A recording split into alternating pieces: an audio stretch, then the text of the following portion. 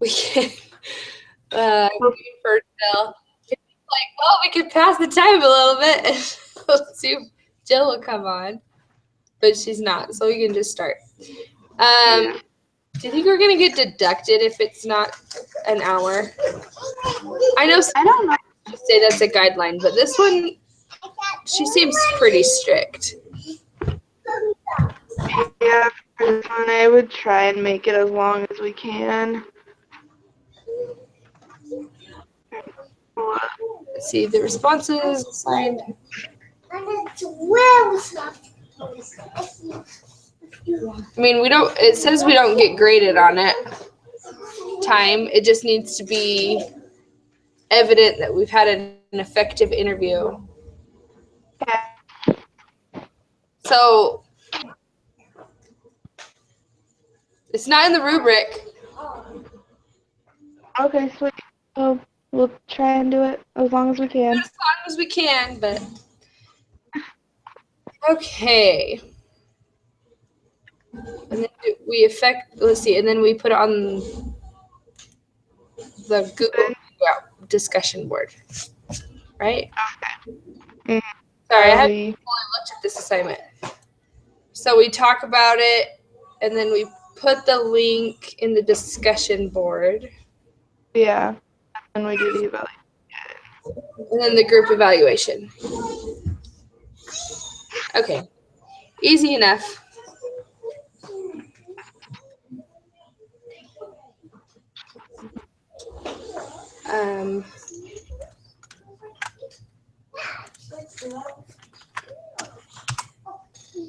Sorry, I'm still orienting myself here.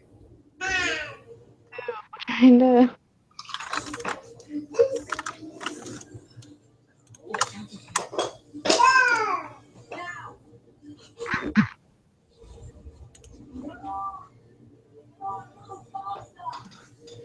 Oh, okay.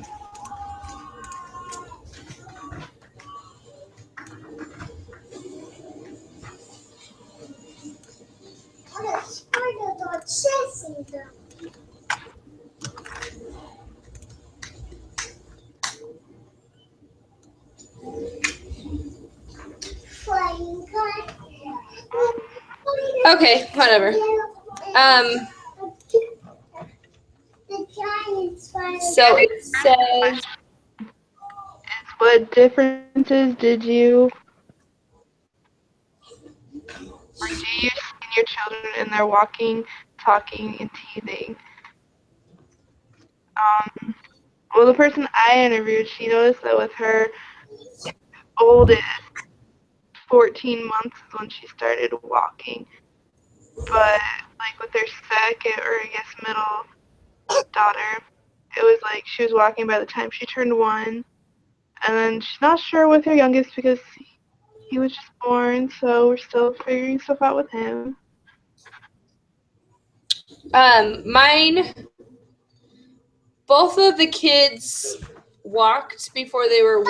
The first one walked at 10 months. The second one walked at, I think it was 11 months.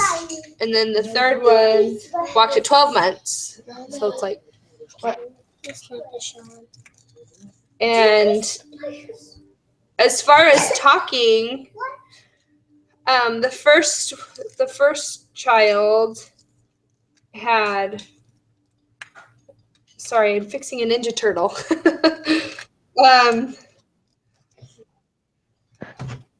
The first one, he had hearing impairments, like he had a lot of ear infections as a kid, and he had to, so it was like he was listening underwater. Oh, yeah. So he had to get tubes in his ears, and then there.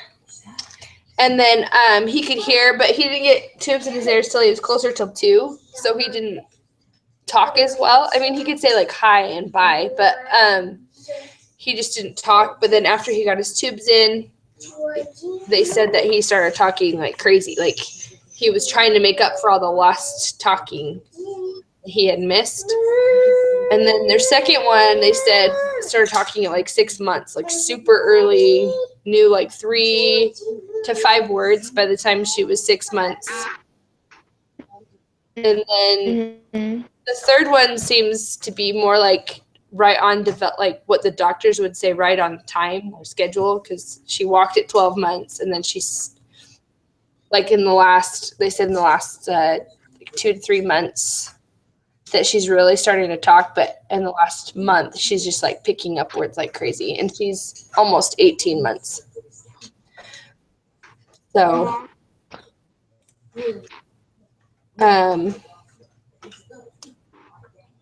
yeah, none of mine had any. Oh gosh.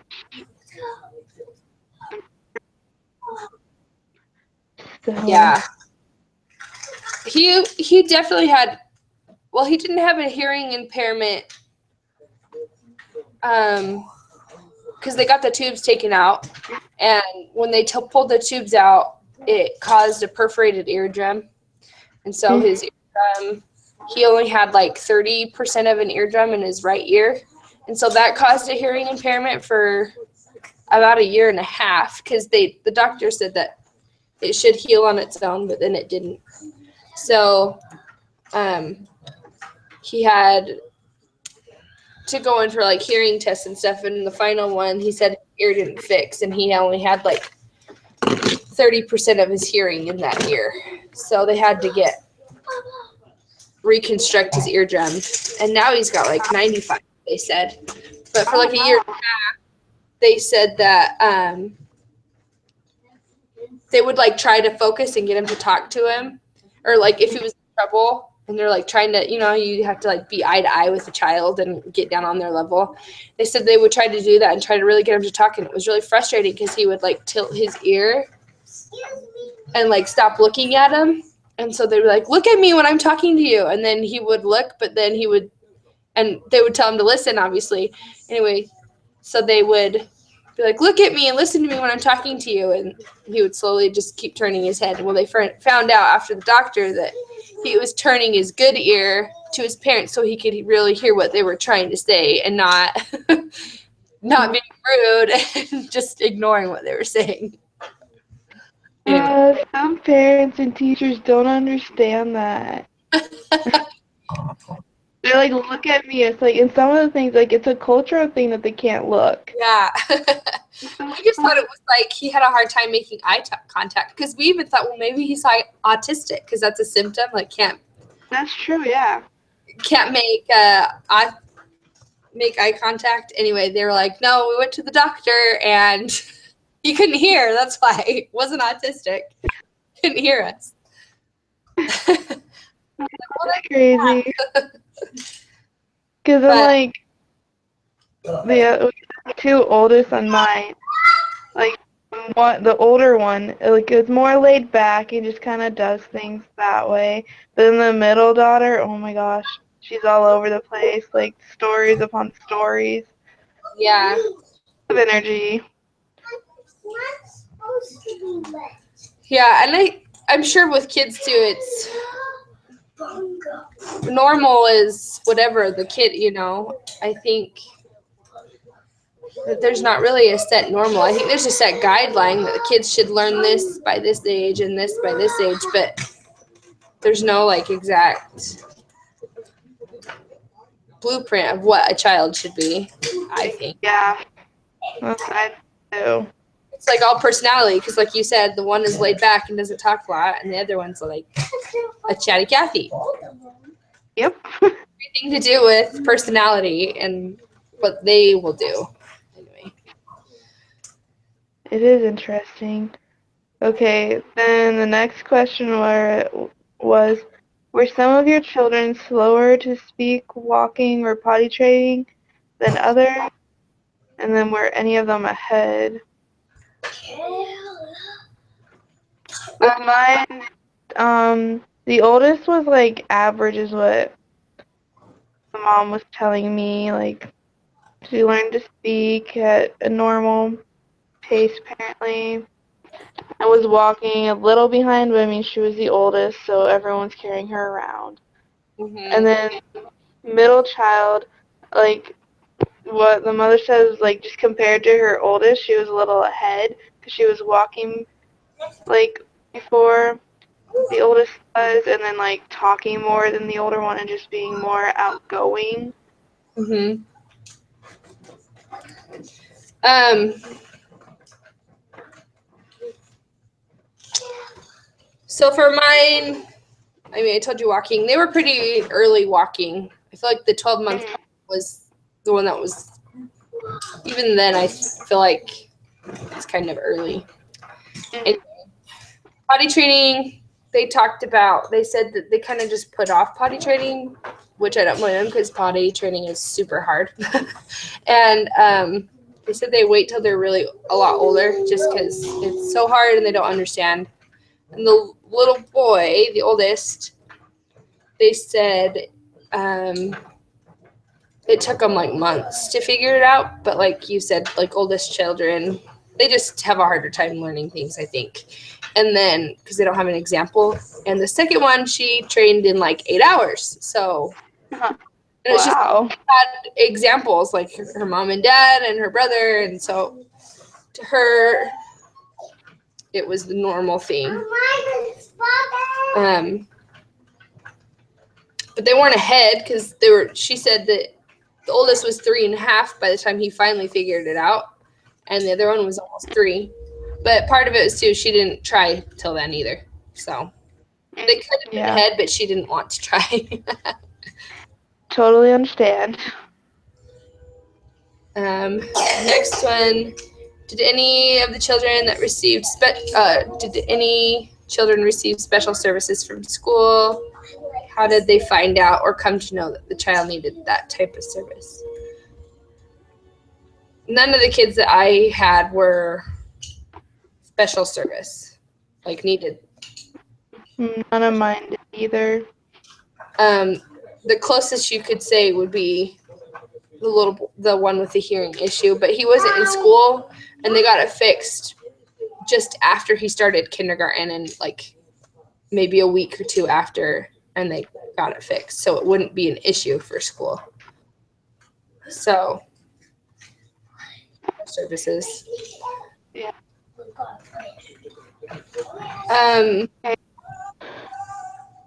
Do you have a child who is an actual diagnosed condition that is ongoing? What are some challenges for you as parents in dealing with that?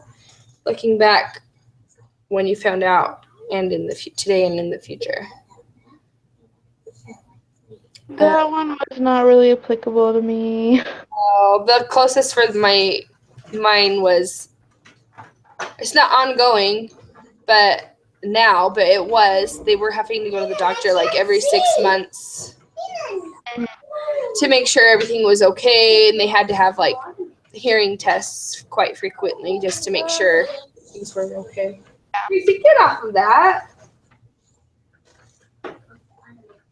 Not a good idea. She's playing with a rocking horse on top of an ottoman. Get off. Oh, yeah. A rocking horse on top of an ottoman. Yeah, that's not the safest thing to do. Okay. Okay, the next question was, in your church, personal, or work associations, have you seen or had any contact with a child who had special needs? If so, describe the case and how you felt when interacting with the child. With my, like, she is a 4th grade teacher, so I mean, she does see some disabilities, but there was one that kind of stuck in her mind with a child who was, like, selectively mute at times. And so, like, it was kind of awkward for her the first couple of days, just trying to, like, get a feel for, like, how to address his mutism. Selectively mute, like he would just choose to be mute when he wanted? Or maybe, I don't even know what that is. Like, I'm just like, weird, but okay. And so, like, she just wasn't sure how to address it without, like, embarrassing him in front of the class. But then, like, he was really,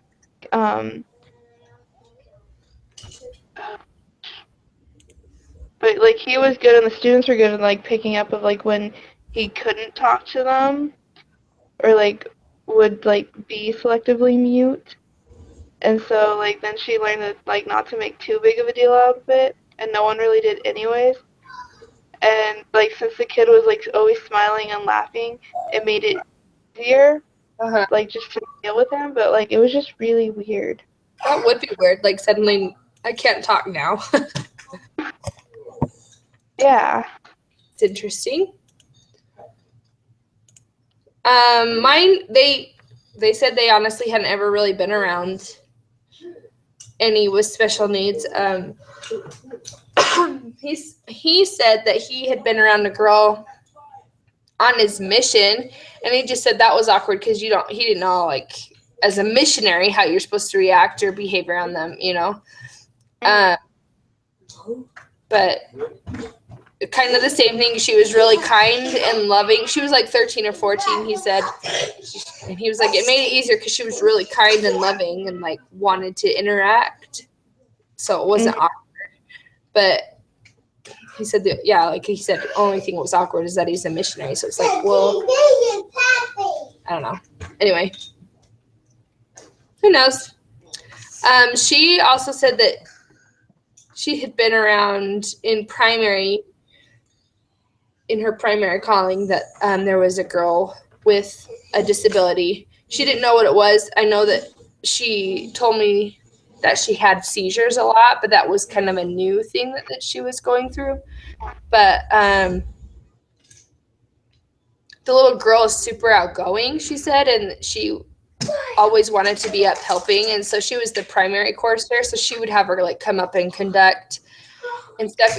So instead of her like running up to the microphone to like talk in it and make a ruckus, she would just include it to the chorusing and stuff, so that way she wasn't taking away from sharing time or singing time. She was just up there, you know, and the kids were used to it.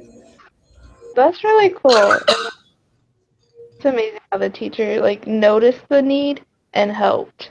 Yeah. So there wasn't any future problems. Yeah, because it's really distracting if the kid's just like running up to the pulpit, because that's what she liked to do. They said is that she liked the attention to like go up to the microphone and talk into the microphone. So she really liked saying prayers or bearing her testimony or just conducting. So they just tried to incorporate her into it. So distracting. I'll do it. Oh, that's the wrong remote. The other one. They're watching Harry Potter and they said I'm too loud. Oh gosh. Okay. I got this. Okay, this button. Hold on. Let me see it. I know you're independent and all, but this one. Okay. Okay. This one? Don't do it crazy though. Okay, never mind. This one. There, no more than that. Sorry. Have you had any concern over a child, not necessarily your own, could be a niece, a nephew, cousin, neighbor, whatever, who had any transient delays or persistent impairment? What did you do to address that concern, or how did you deal with it? Get off of it. Well, with mine, she says they didn't have any concerns or hadn't seen anything, so it's not really. Yeah, mine didn't really either. Because transient delays is like, hold on. Isn't it like Tourette's type stuff? Maybe. I didn't. Yeah. So, I'm double checking to make sure I remember what it was. Yeah. Okay. If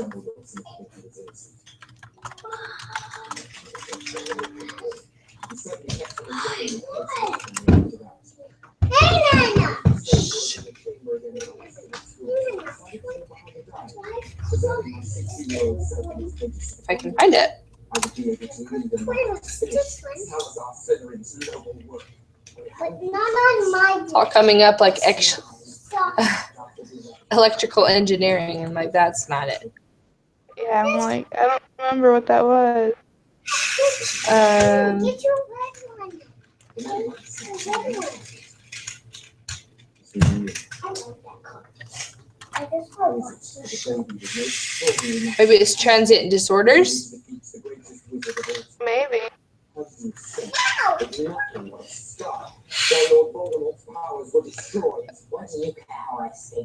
Voldemort was after your time. Voldemort is my past. Present. Give me my card. Looking. I'm close.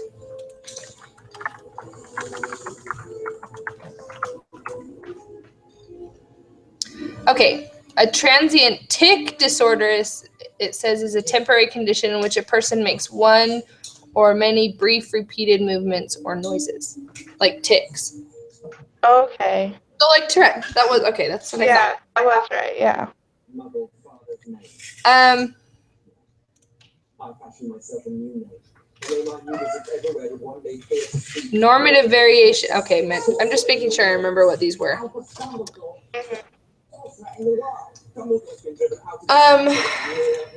of me. He'll never be gone. Not as long as those who are Mine didn't. So Mine didn't either, so. their persistent impairment, they got fixed, so it's not persistent anymore. So Yep. anyway, okay, and then there was some questions or things to discuss on the parent, like the Google Hangouts thing. So it's like, Oh, yeah. that's fine. Briefly share some points of the interview. Talk about, okay, we've done that. Talk about who you talked to, their children, and what you found out. So we basically did that. Mm-hmm. After doing the interview, what is your sense of normal, or what does normal mean?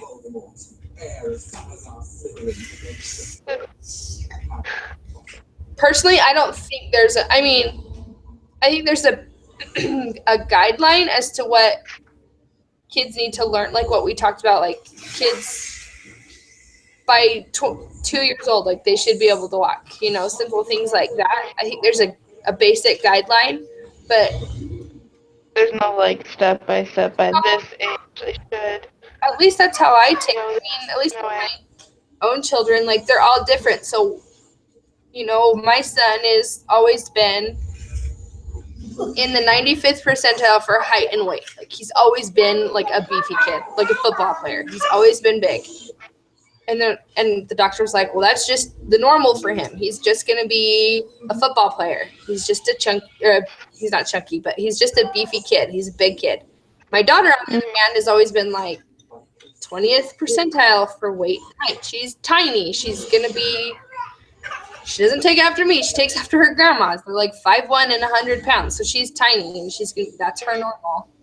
So I think normal is for the child and not children in general. Yeah, that's true. I like that you said that.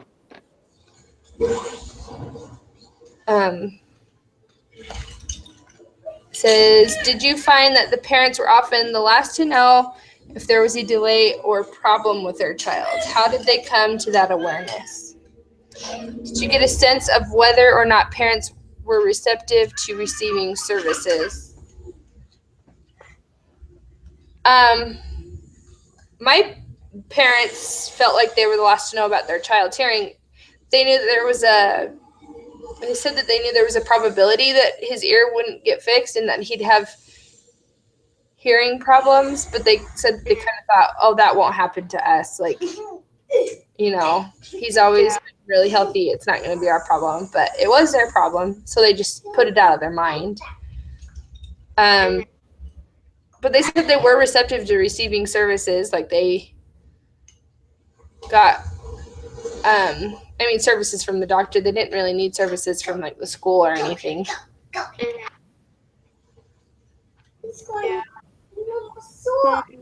really go with my parents. Yeah.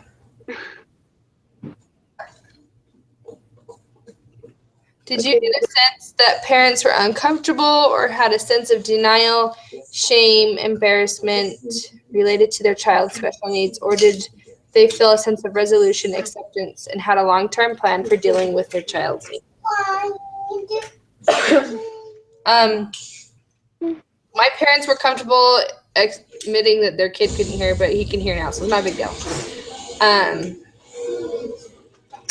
I have a sister that has like every one of her kids has got some form of autism.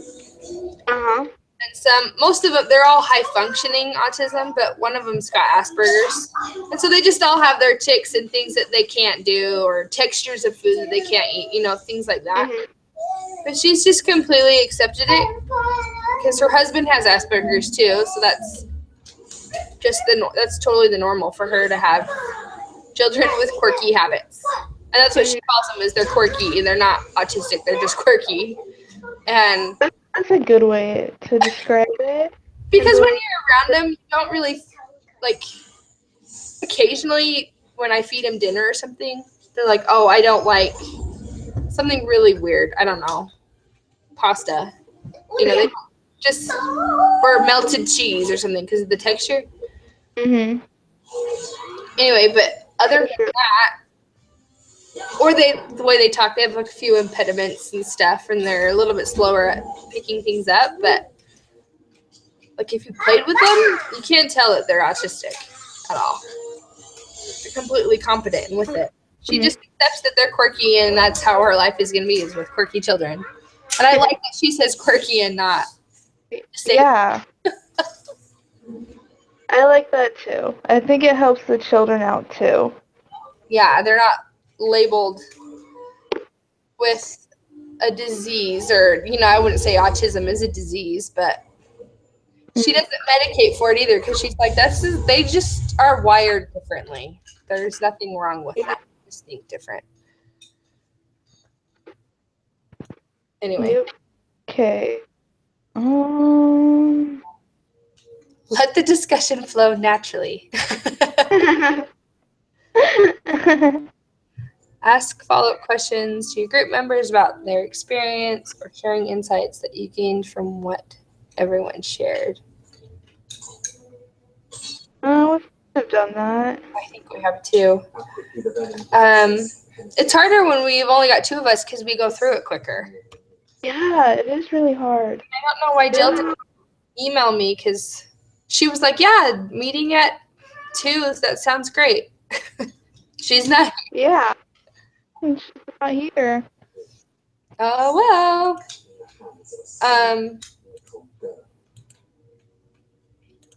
Let's see. Last question. Where did it go? Was it what can you learn from this experience about normative variation, Attritional delay. transient disorders, or persistent impairments? Did you see any themes or patterns occurring in your discussion and findings about your respective interviews?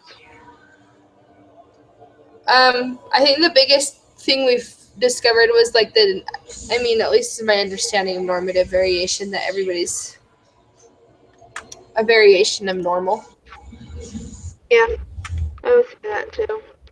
There's not one set way children need to develop. There's just kind of a standard.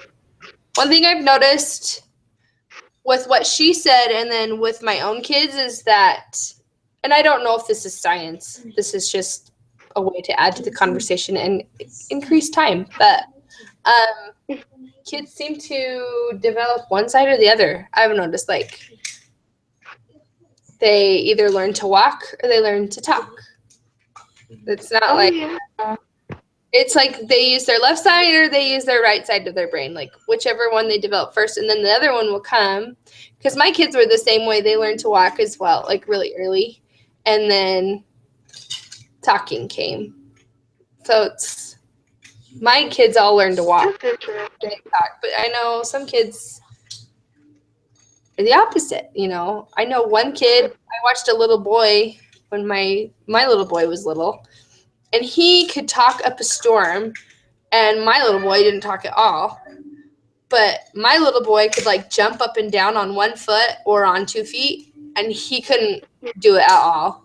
And he couldn't even, like, in my little boy, we climbed up this hill in our backyard, and it was relatively steep. And my little boy could climb up it, but this little boy, I had to carry him up it. Anyway, that's just one thing I've noticed, That is interesting.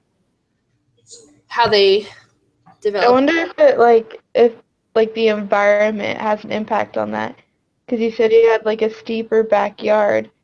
So like just being outside, I wonder if that is because he developed that more just because that's what the environment was. Yeah, or if that's like what the parents focus on, because like we focus with our kids a lot on like walking, like walk to mommy, like here's 1 step, because it was like a game. And maybe they did animal noises or something, you know. Yeah. There's it probably is environment, you're right. We didn't learn anything about transient disorders, I don't think, just because none of our people had them. Yours had a small impairment, but then it went away or they got it fixed, so. I guess that goes along with maturational impairment. He was resilient to it. He was impaired for a while, but then they said I think the book said that parts of language development is pretty resilient, and they try to make up, and that's what that little boy did. Is he was impaired for a while, but then it was a resilient part of his development, so he made up for it in the weeks after his surgery. Guys, leave her alone. She's like, oh, She's trying to kick me. move your feet. You messed up this. Yeah, you're okay. You'll survive. Okay, did you see any themes or patterns occurring in your discussion and finding out your perspective? Everyone's different. That's the theme that I found. Everyone is unique and special in their own way. Yep, there's their own normal. So final 2 minutes of the session, have the group member summarize the discussion and any consensus that was reached. Okay. Summarize the discussion. Daddy, Hayden. Well, So. we didn't interview any. This is purely for the teacher because I really feel like we just did this. But we didn't have any transient disorders. We did have a maturational delay, but it was he was resilient in the factor. Mostly we just talked about normative variation and that every kid has their own sense of normal. And I think that's how parents can tell if there's something wrong with their children, is because they get sense as to what's normal for their kid, and if it's not normal, then they go and see somebody about it. Yep. And I think that is it. So Mommy. I'm not sure what we're supposed to do about Jill not participating for the group I don't member. know either. Yeah, because I don't want to give her a 0.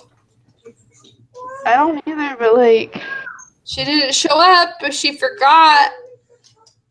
I mean, like I guess it was like what, 10 or 11 that her last email to us. Yep. Yeah, because I realized this morning I was getting up and I was like, okay, this isn't it. I need to do this and this, and I realized that we had said that we were going to meet today. And I'm like, we haven't even set a time. I know, this was like, okay, it's like, I know it's Thursday, and then I was like, I was gonna text or email people, but then I got carried away in the day. But she told us that she would meet us, so that's the only reason why I'm like, do I give her? Yeah. Give her a few points for attempting. In the email? I'm no idea. I have no idea either. I guess I can email the teacher and see what she says. Yeah. Anyway, I'll email the teacher and then I'll CC you on the email, and then you'll know what to do too. Okay, sweet. Awesome. Alrighty. Thank you. Yeah. We'll see ya. Yeah.